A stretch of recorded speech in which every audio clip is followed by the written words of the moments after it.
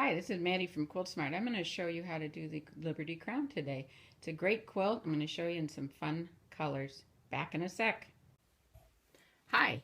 So the first thing you're going to want to have to make the Quiltsmart Liberty Crown quilt is the great instructions, which are very nicely illustrated.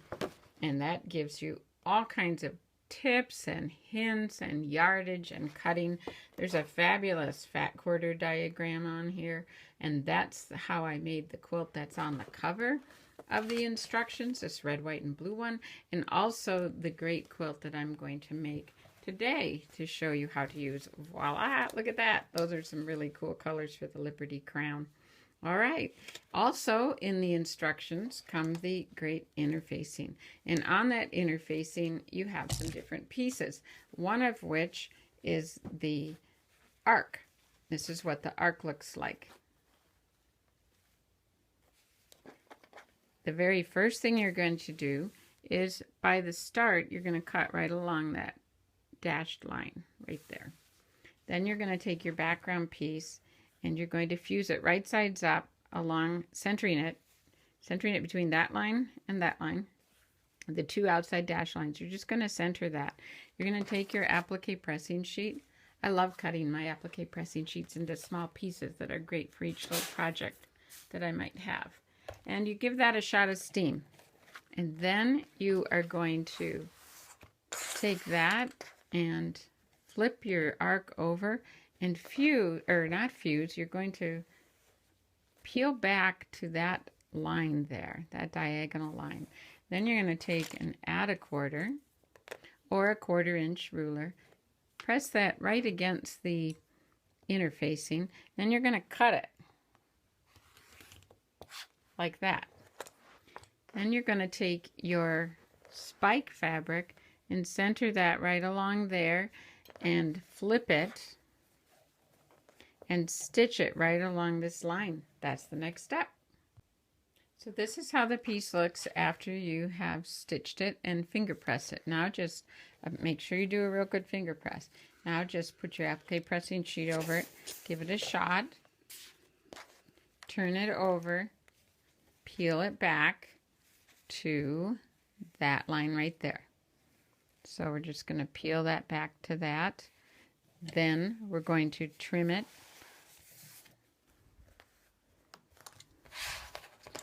I like to use the add a quarter. So I've got the add a quarter right along the edge of the interfacing and simply cut like that, removing the other piece. That's what that looks like. Now you're going to add your next piece of background, again centering it. Just like this. That's going to go like that, and then you're going to flip and stitch. Okay, now we're going to sew on the solid line. Do a little back stitch.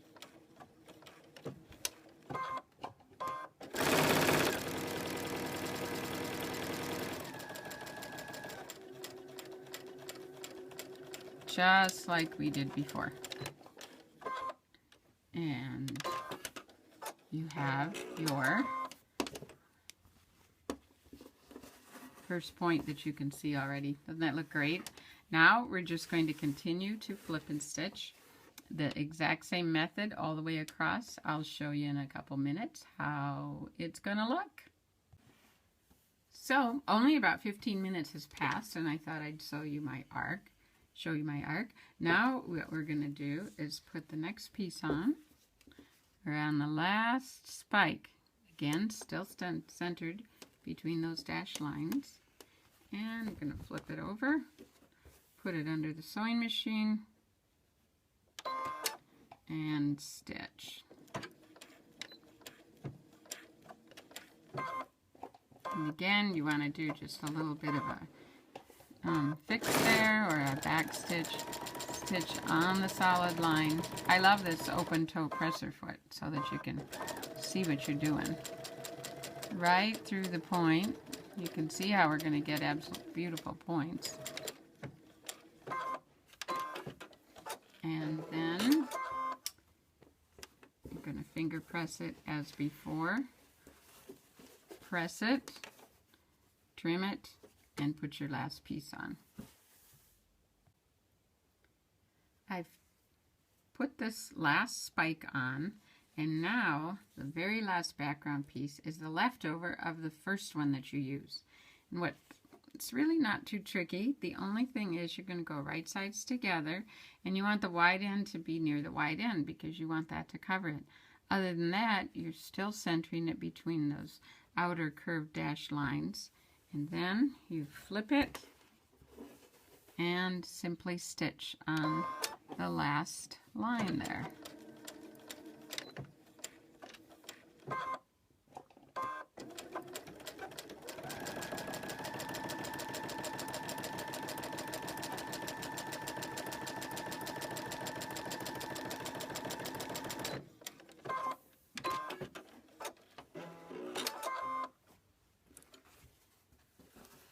Finger press that back and then fuse it down. Voila, isn't that cool? Next step is going to be to trim on the dashed lines, and then to add a facing, and then to put it against your background fabric. I'm gonna get back to you soon to show you that. Now we're gonna put the facing against the right side of the arc. You can put a couple pins there if you want. I usually don't. I just carefully turn it over, and then you are going to stitch on this seam, this solid line. So again, I like to back stitch a little bit, and then you're going to stitch all the way along the solid line. Now note how I'm going right across those points. You can see what a great job you did on the points there. And if you didn't, it would be easy to match them up. So we're just going to stitch along there. Every once in a while, you might want to check to make sure that your facing is lined up. That is not exact. You can think of it more as a guide if you'd like. So you just finished stitching along there. I'll just do that right now.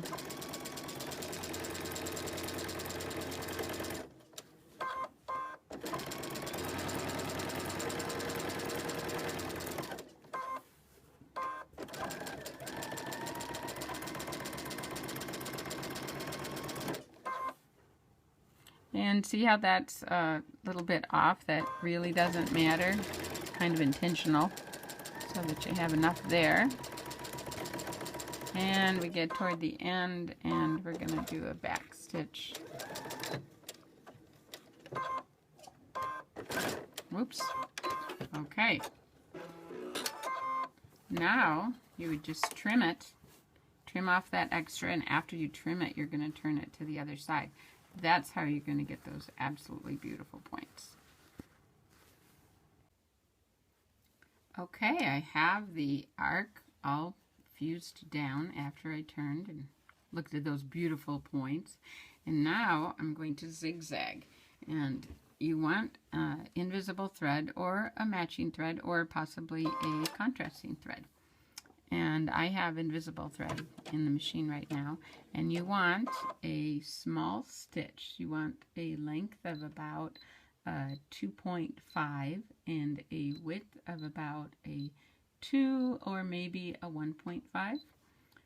Just see what feels comfortable for you. And what you're going to do is stitch so that the goes in the background, and the zag just skims the arc going, oops, I said just skims the arc going into the background. Here it's going in the arc, background, and just stitch right across those beautiful points. And with the invisible thread, that will just not even show. It will be amazing. Just continue to do that. Look at that invisible stitching. It's invisible, and those points. Can't beat that. Now you're just going to simply trim along that dashed line on the underside. Going to trim off the corner. Doesn't have to be anything too careful there. So now you have your piece like this, and you have a separate piece here. That's what we're going to do next. And what we're going to use this for is to make the little circles, little quarter circles that go on the base of the arc on the corner.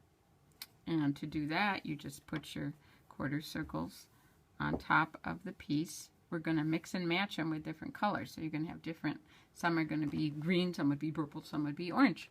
And I'm simply going to stitch down there on the solid line. And we're going to back stitch and stitch on that solid line. Now on this little piece, there are 3 solid lines, and you want to stitch on all of those. And I cut them apart after I stitch on them. So we'll just back stitch here a little bit, cut, and go to the next line. Here's the next line. Whoops, go fast to the next line. Here's the next line. So you'll continue sewing those, and then here's the last line. And after you stitch them, you're going to cut them out. So after stitching, you just cut these apart. You're going to cut them on these shorter dashed lines, and you are going to cut all the way to the edge of the quarter circle. And you're also going to cut along the side of the quarter circle on the dashed line so that your piece looks like this. And then you're going to turn your piece. There's the large one, the middle one, and the small one. And to turn them, simply do it like this. Turn the interfacing to the back, give it a little finger press. So do that with all of your pieces that are the corners of the background squares, and we'll see you in a minute. Let me just point out here that this is my ironing surface, and on it I have a sticky applique pressing sheet. It's fabulous because I can work on that, and it won't, the fusible won't get on my ironing board, and this is always here for me. What I'm going to do next is take the larger quarter circle and put it right along the bottom of the points. As soon as I have that properly positioned, I'm going to take the iron and fuse that down. Now I'm going to take the second one and do the same thing. Just line that right up with the edges there and fuse it down. And then I'm going to take the smallest quarter circle and do the exact same thing. Just line that up with the edges of the one above it and fuse it down. And now those are ready to applique. But because of the applique pressing sheet and the fact that it's fusible, you can take it to your machine like this with no pins. And now you're just going to zigzag applique, just like we did the arc up here. So I just wanted to show you the completed applique block. Look at those great points, which you got because of the Quiltsmart printed interfacing. And you also had no curved piecing because of the Quiltsmart printed interfacing. Wow, makes that traditionally difficult block super easy to make. A beginner could make this and be proud of it. I just wanted to show you a couple other of the arcs that are going to be going into this quilt because I think they're so fun, and you can just have a great time with all kinds of different fabrics, and I can't wait to get back to you to show you the whole quilt.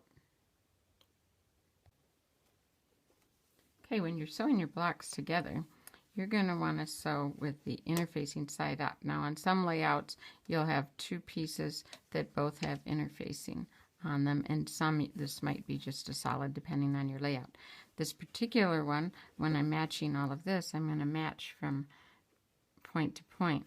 Now you can see that the stitch line there has actually been trimmed away a bit. That's because I had over spaced it. You can consider that right down there as more of a guide than anything else. And I also have a 1/4 inch foot on, so that's very helpful. That's the point you want to hit right there. That's going to give you a beautiful point on the other side. And what we're going to do is match that to that, and just so to the end.